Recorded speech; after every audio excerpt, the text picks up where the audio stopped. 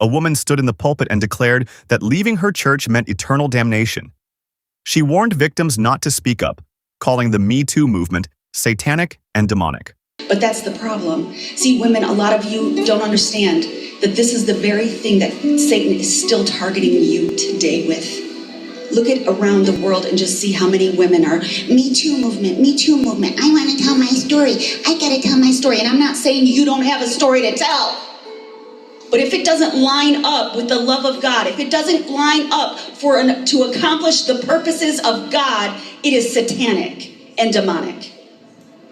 Now, a federal grand jury has indicted Prophetess Kathleen Woods Klein for conspiracy to commit forced labor. But here's what makes this even more disturbing. She knew what was happening. She saw the exploitation. She read the threatening messages.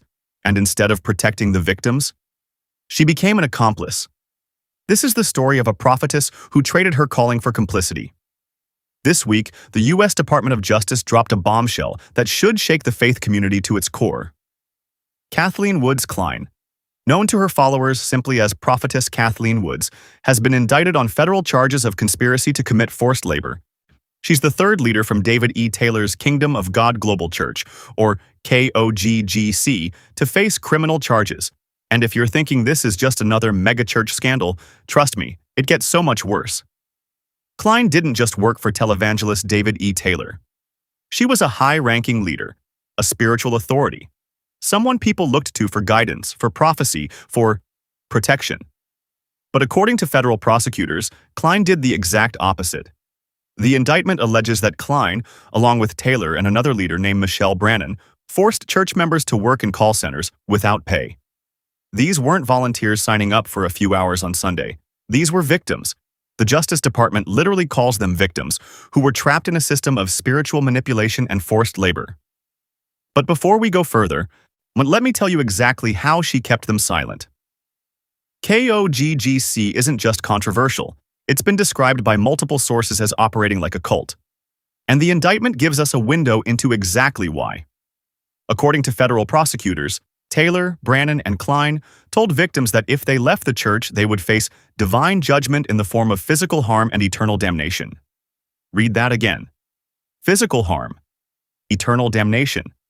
They weaponized God himself to keep people enslaved. The indictment includes examples of threatening text messages these three leaders sent to workers in the call centers. We're not talking about gentle pastoral correction here. We're talking about psychological warfare dressed up as spiritual authority, and Klein was right there in the mix. These call centers weren't just asking for donations. They were operating out of church parsonages, essentially church properties, and the workers weren't getting paid a single dime. The money? It allegedly went straight to the leadership. Money laundering charges are also on the table. But here's where Klein's role becomes especially chilling. After David Taylor and Michelle Brannon were arrested in August 2025, guess who stood up in the pulpit to defend him? That's right, Prophetess Kathleen Woods Klein. And what she said should disturb anyone who cares about justice. In a sermon following Taylor's arrest, Klein preached that Taylor would be vindicated by God. Now, defending someone you believe is innocent? That's one thing. But Klein went further. She stood in that pulpit and went after the Me Too movement. Here's what she said, and I want you to listen carefully. Look at around the world and just see how many women are, Me Too movement, Me Too movement. I want to tell my story. I got to tell my story. And I'm not saying you don't have a story to tell. But if it doesn't line up with the love of God, if it doesn't line up to accomplish the purposes of God, it is satanic and demonic. Let that sink in. Women who speak up about abuse. According to Klein, they're satanic and demonic if their stories don't serve the purposes of God. But whose version of God's purposes are we talking about here? Because the indictment reveals something truly horrifying. David Taylor frequently requested and received sensually explicit photographs and videos from female KOGGC victims. And get this, victims were fearful of disobeying Taylor, and they sent him what he demanded because they were afraid. So when Klein stood in that pulpit and dismissed women who wanted to tell their stories, she wasn't protecting God's purposes. She was protecting a predator. She was silencing victims who had been sensually exploited by the very man she called a prophet. And that's not prophecy. That's complicity. This isn't just about one or two bad actors. This is about a system. The Kingdom of God. Global Church evolved from an earlier organization called Joshua Media Ministries International, JMMI for short. Same leadership, same patterns, same playbook. And Kathleen Woods Klein was there the whole time. Federal prosecutors have built a case that shows a multi-state forced labor conspiracy. That means this operation crossed state lines. It involved multiple properties, multiple victims, these multiple years of exploitation. The indictment is called a superseding indictment, which means it's adding charges to an existing case. Klein is the third leader to be indicted, following Taylor and Brannon. But here's the question that haunts me. How many people knew? How many other leaders saw what was happening and stayed silent? How many congregants watched victims leave, broken and traumatized, but believed the spiritual spin instead of the evidence?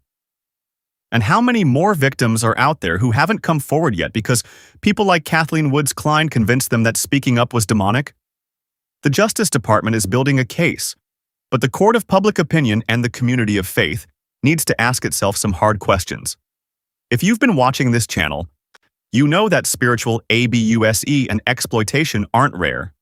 From Hillsong to IHOPKC, from Ravi Zacharias to Bill Hybels. We keep seeing the same patterns. Charismatic leaders who claim divine authority. Systems that punish questions and silence dissent. Victims who are spiritually manipulated into staying quiet. And enablers, often women in leadership, who use their platforms to protect AB users instead of survivors. Kathleen Woods Klein fits this pattern perfectly. She had influence. She had a voice. She had a platform. And instead of using it to ask hard questions, to protect the vulnerable, to demand accountability, she used it to defend a man accused of sensual exploitation and forced labor. She weaponized her prophetic calling to silence victims. Yeah, and that's not just morally wrong.